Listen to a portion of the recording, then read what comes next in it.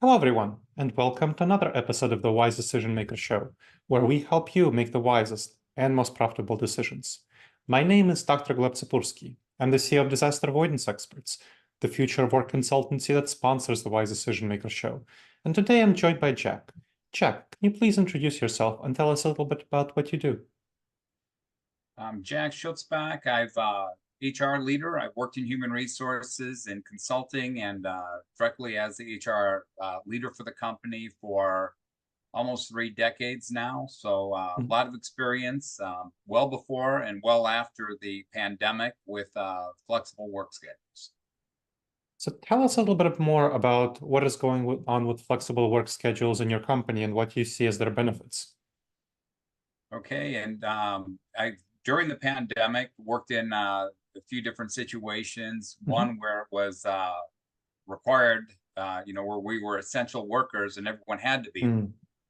Uh, Came back earlier this year where the workers were remote for almost 3 years and Mhm. just returning back to office for the first time after a 3 year remote situation. And so they got pretty used to working remotes. Mhm. And some people moved further away from the office. And so, the advantages of remote work, I'd say a vast majority of our team members like the not having to drive to work. And where I'm at now, we're inside and just outside of LA. So working in a Mm. major city, of course, there's major traffic Yeah. all the time. So remote work gets you out of that. Mhm. It also gives you that flexibility. The workers claim they're more productive. Other advantages from the company side, though, are it should allow us to reduce our office footprint and Mhm. have office space is quite expensive, so it Sure. should help us with that. Mhm. I've not seen the total math on that because we end up having enough space. It just sits empty a few days a week, couple days a week. The other one too is with flexible work. It can allow you to hire people, the talent you need, well Mm. beyond the geographic space of your office. So That those are makes some of the sense. major advantages Mhm. that I have Well, seen. excellent. Tell us a little bit about what you see as the challenges. So you joined a company that had remote workers for 3 years. Now they're starting to come back to the office. What do you see as some of the challenges associated with remote work? Okay, the again, well before the pandemic, Mhm. we did have remote work, Mhm. and a lot of those remote workers were in very specialized jobs, and they were specific individuals that had a proven track record to be able to self-manage themselves. So we've always had it. It's just Makes a sense. very small number of jobs and a very small number of people. With the pandemic, everyone became a remote worker overnight. Mhm. And as we know, some jobs are more suited for remote workers, and some individuals are better at self managing. Others are probably need a little more leadership Mhm. oversight, putting it politely. And so with that, that's one of the big challenges I think is now that everyone was out there, now bringing them back. The Mhm. challenge was the folks that had moved further away. It was, and still we get some noise in certain corners. Why can't we be remote? Why can't we be remote all the time? Mhm. And so it, part of it for me is if work targets can be achieved. Mhm. And again, some jobs are more transactional. Some Mhm. people you can see with the work they do, they are achieving results. I do believe, though, you also have unevenness. Even when you were in office all the Mhm. time, you had some workers that had much higher productivity than Sure. others. I think that's just more pronounced, but we don't have a very good way of measuring that.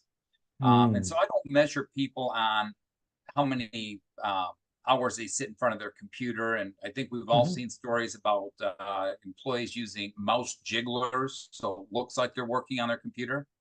And so I Mm. don't think we should track or monitor that way. It needs to be a trust but verify approach. And Mhm.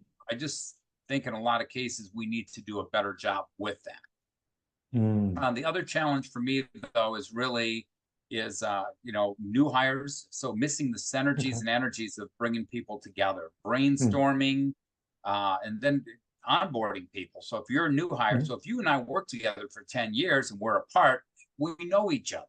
But bringing new yeah, people onto the team to try to figure out who to go to, and building that rapport with other team members, and also when you work a long time with somebody, if you and I have a professional disagreement, you know what, we get over it, we'll go out for lunch or sure. something else. When you're all remote and you've never had that chance to build that Mm, camaraderie up front, and now we have differences, I think those differences are hard to patch up at times mm. when you haven't worked together. So those are some of the things that I have seen, with people that have been remote for too much or too long. Okay, that's interesting. So let's dive into into that a little bit and see how you've worked on handling them. So for context, I've helped 26 companies figure out their hybrid work and remote work, and the things that you're mentioning about new hires, collaboration, conflicts, performance management are definitely issues. So let's talk about performance management first. So here's an example of how companies I've worked with, I've advised them to handle it. I've advised them to in, it can be hard to measure performance, of course, for some areas. For sales, it might be easier, for customer service. For other functions, it might be harder. So what I've done is I've had managers, instead of having that once annual performance review and management by walking around, is to have weekly or twice a month meetings with their subordinates where they set goals for 3 to 5 goals tied to their broader KPIs for the team at a meeting, and then in 2 weeks or in 1 week, depending on the role, they meet again.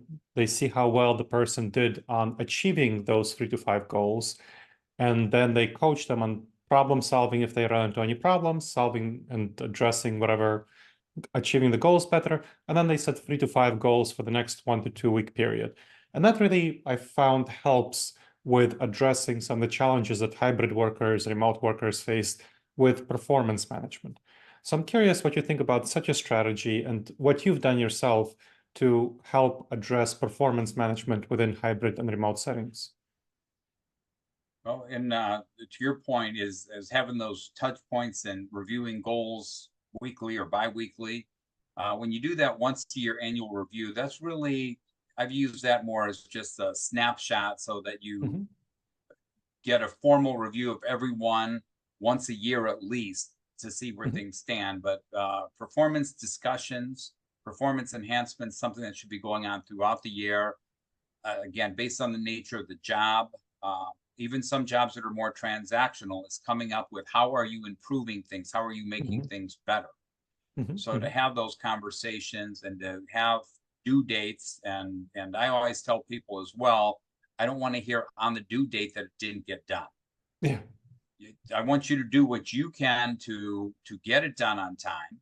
But if you see things slipping beyond your control, that's Mhm, the time you need to come get me involved and let me help you, bridge that gap or reach out to the other person, whatever we can do to get to hold to that timeline. Or, we'll agree then, because of circumstances, we can extend the timeline. mhm, But let's not, I don't like being surprised, and coach others. Don't be mhm, surprised on a due date. mhm, But otherwise, I agree with your approach. Yes, with smaller intervals and setting mhm, goals, bite-sized goals that you can see that you're still working towards that bigger end. mhm. So do you think with that approach, would that help address some of the concerns about some of the people who have variable performance when they're working some or all of their time remotely? I'm curious what you think about that. Um, Again, I think one thing I used to use before remote work is Mhm, I hate the word fired, but I'll have to use it for this example. Is if you are working on something for one of your top leaders and you've got to get it done today, another top leader calls and says, I need this today, or mhm, you're in trouble. mhm, And so there's no way I can do it. So I open my office door and I look out in front of me. Who's mhm, that one person that I would definitely give it to? And who's the one person I definitely would not give it to? mhm, That's how I don't like force ranking, but we all know the people on our teams that are more reliable and can Yeah, get more done than others. sure, And so I'm a big believer, though, we have to hold, it's not fair to your high performers. We got to hold everyone accountable.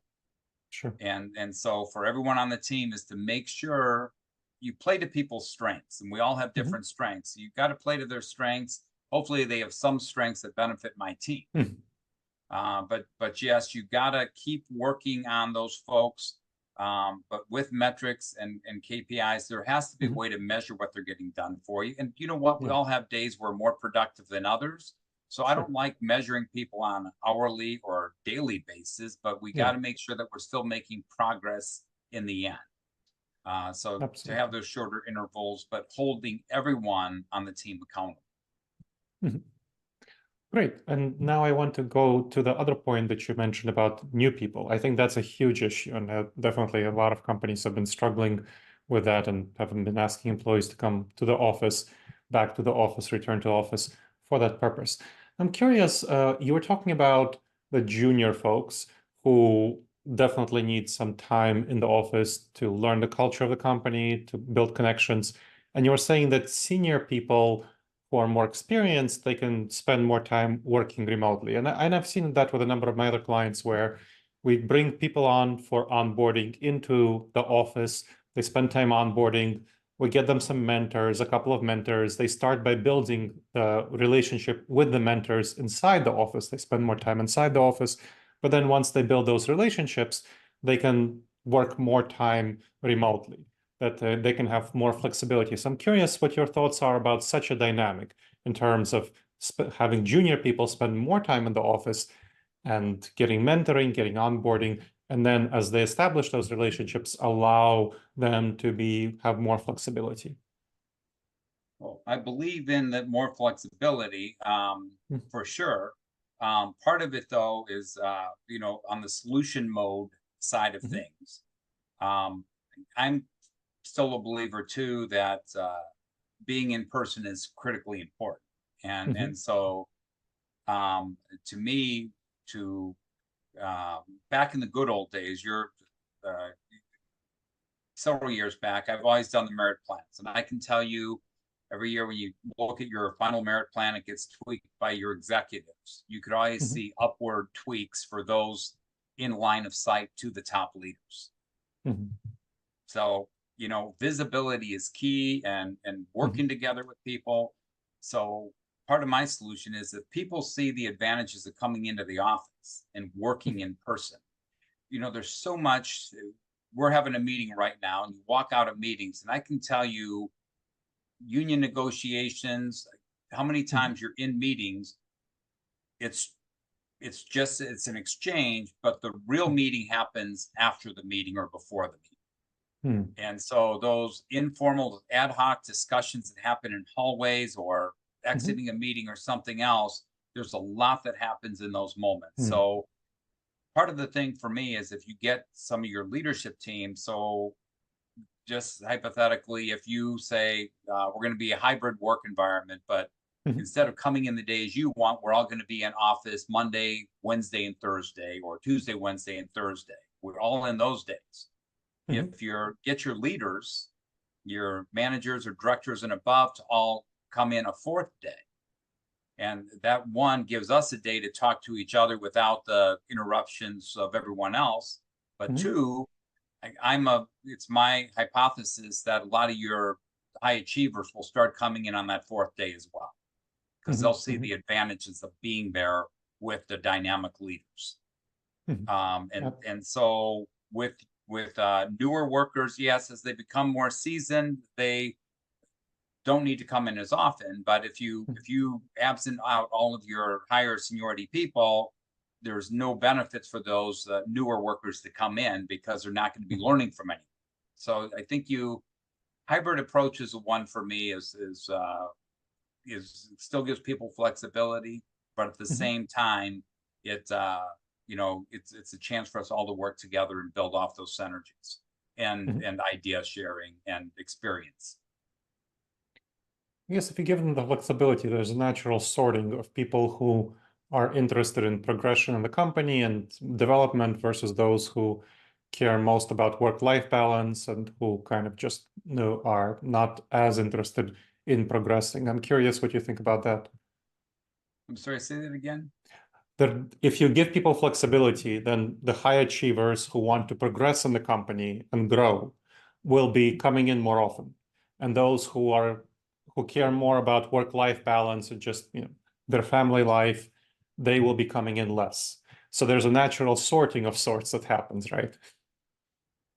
Yes. Uh, for the most, I do believe that what you said is true to a good extent.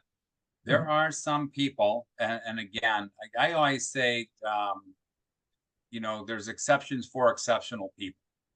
Mhm. And I do know some people that I don't know how they do it, how their brain works, but I'm envious of how the work they can get done and how they get it done or when they get it done. I used to work Hmm. with one leader. He was a peer of mine, and he would just go around listening and talking to people, but yet miraculous work came out of him. And I Hmm. don't know when he did it.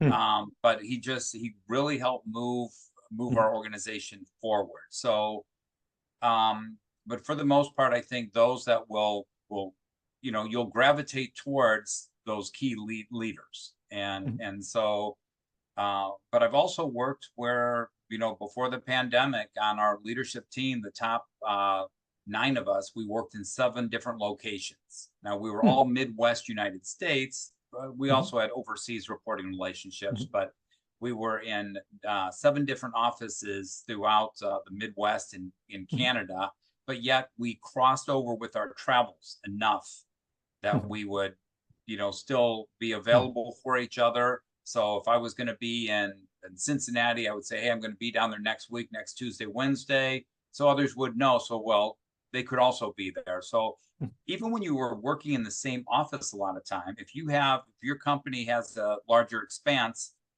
you still had to make a point. We all need to be in the office on Mondays for our meeting, our leadership Mhm. meeting.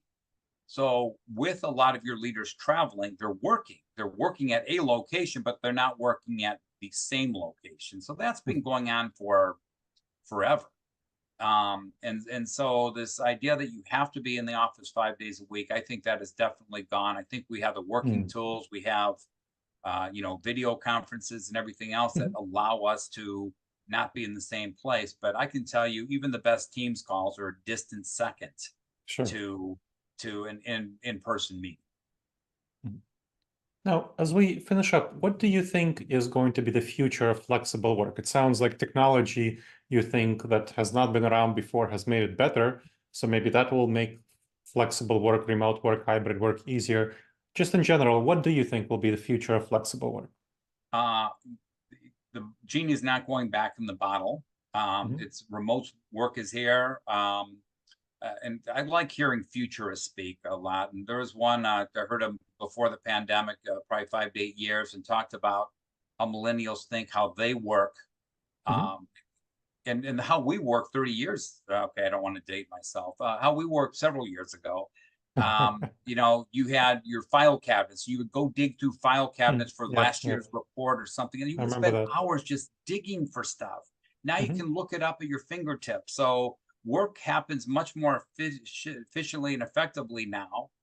But there are things you learn from digging in and hammering it out the way we used to as well. So Mhm. I think younger workers have a lot to learn from us. The part for me that we need to do a better job with is training our Hmm. leaders. We before we still struggle teaching managers and leaders how to manage a team of people sitting right outside of their office.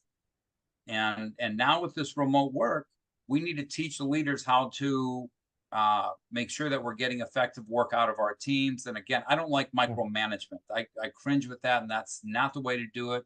We need to Mhm. have methods for trust but verify, how we know work is getting done, how we're improving our organization, and that we're Mhm. all doing our part in making that happen. So I think and I actually looked online preparing for this meeting, because there was one, thought internal versus external. I think most of this has to happen internally, but I looked online, there are a lot of programs out there on how Mhm. to train and teach managers to be more productive leaders of remote workers. And I think we need to, I think a lot of training went away with the pandemic as well. So I know at my company this coming year, we're going to put a real strong emphasis on getting training and development really ramped up for all of our team members, but really on the leadership side too, is to make sure that they can manage their team members from on-site and the ones in the field or working remote a couple days a week. Excellent. Thank you so much for sharing your expertise, Jack. That was very helpful. Well, thank you for for having me today. I really appreciate it. And thank you to the audience for checking out another episode of the Wise Decision Maker Show. Please make sure to subscribe wherever you checked out the show and leave a review. It helps others discover the show, and it helps us improve the show.